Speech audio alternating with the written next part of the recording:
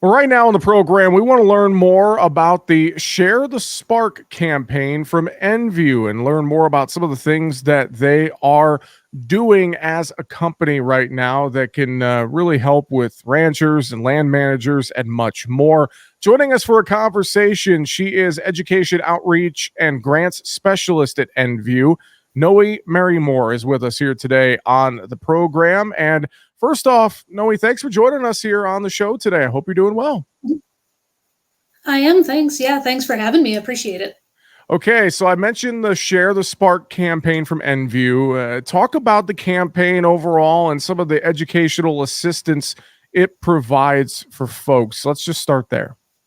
Yeah, you bet. So with Share the Spark, we're really trying to get the word out about wildfire risk and mitigation activities, especially in the Midwest and the Western U.S. If you watch a little bit of the news right now, you're probably seeing that there's a lot of areas that are on fire. Oregon's having a really tough fire season. I'm here in Colorado. We've got three major fires just right in the northern Front Range near some of our more populated areas. So it's a real risk out there to communities, to ranchers especially. So we're trying to let folks know not only is there this risk to communities, but there's a lot of resources out there to help people start to mitigate those risks. So both through forestry treatments to reduce some of the bigger fuels on the landscape, but also one of the things that my company Enview works on is helping people reduce those fine fuels with invasive grasses. So we help the rancher all the way up to kind of county weed coordinators, conservation districts, help get them plugged in with resources, different grant funding, so that they can start to treat either their individual lands or help some of the different counties come together and look at how do we mitigate risk across our whole county and get those plans funded.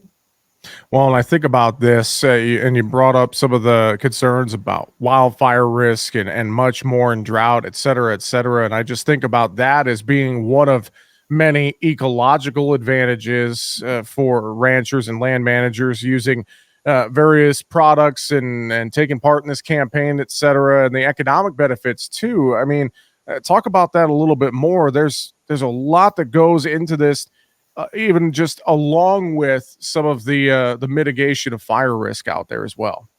Oh, definitely. I mean, when you think about the economics, even on the fire end, to the rancher, kind of that grazing operator, you can look at losing fences, losing tanks, some of that infrastructure that can be very costly to replace. I was visiting with a rancher up in western Nebraska last week that had a major fire roll through a couple of years ago. They had to replace 22 miles of fence.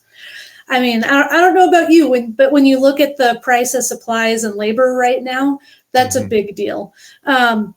So making sure that you don't have to spend that money in response to fire, but to kind of get at what you're talking about, the same work really does promote that ecological resiliency. So if you think these invasive grasses like cheatgrass, Japanese brome, Vetonata medusa head, those are the big ones that are out in the western U.S. They're kind of parasites on the landscape. So they're taking all of the moisture early on, and it's not getting to the native perennial grasses, the forage grasses that we want for livestock operations. So when you use tools like we have Rejuva herbicide, you can get those grasses gone for good, leave all of your perennial forage grasses in place, and we see things like anywhere from 2 to 4 times the amount of just forage production on the ground because your native grasses aren't in competition with the invasive grasses. It's pretty significant weight gain for folks that have started to track like their turn in, turn out weights on some pastures. I mean, they're seeing significant gains.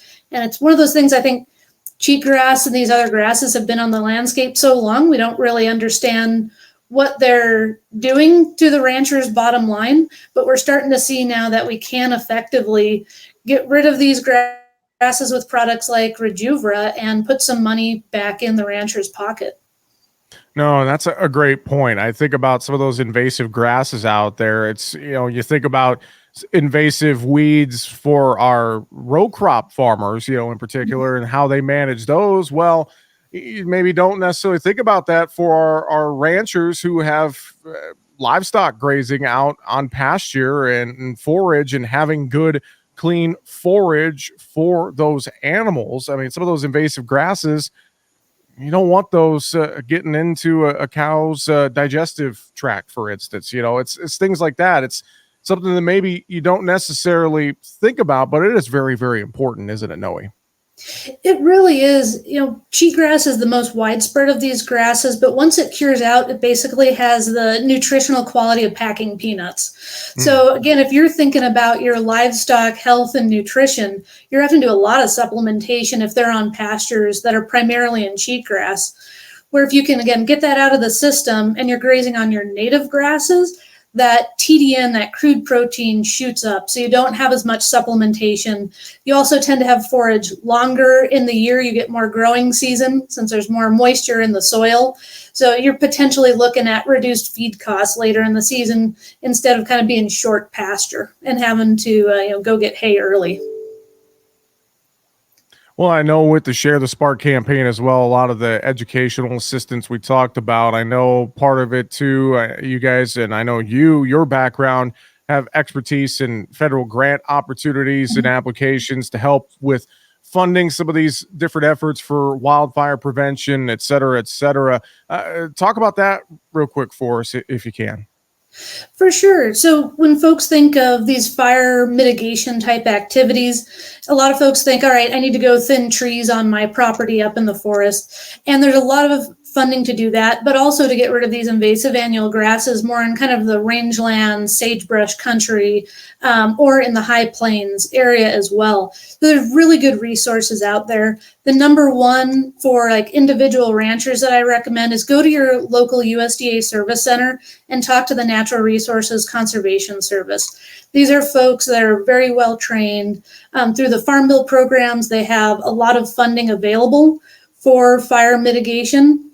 So they can help fund these efforts to remove invasive annual grasses.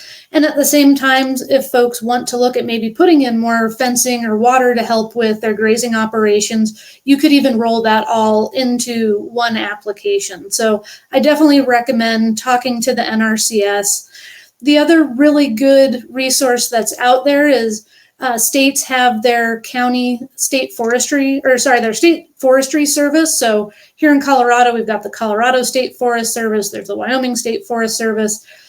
A lot of times, those entities have different cost share programs for private landowners. So they can come in, help you design a wildfire mitigation project on your land, and then they typically have some funding to help implement that as well. So from the rancher level, those are the two that I really encourage people to look into. And then more for kind of the government folks, if you're sitting there in a conservation district office or a county weed coordinator, then looking at some of the U.S. Forest Service grants that are out there, some of the fire funding through the Bureau of Land Management. There's a lot that's available to help kind of those local, more county officials really do good work on their landscape as well. Well, fantastic thoughts. Great conversation. If people want to learn more about the Share the Spark campaign or anything going on with NView and the products you guys have available and more, what's going to be the best way to find out more information, Noe? Yeah, definitely. So just hop on Google, put in Share the Spark. We're the first links that come up. And so you can explore all this information on wildfire, how to mitigate it, what grants are out there. And then you can get a hold of myself or other staff as well that can answer questions and help you move forward. Fantastic. Well, we appreciate the time with that education outreach and grants specialist at NView, Noe Marymore. Noe, thanks for being with us here on the program today. Appreciate the time. Great. Thanks for having me.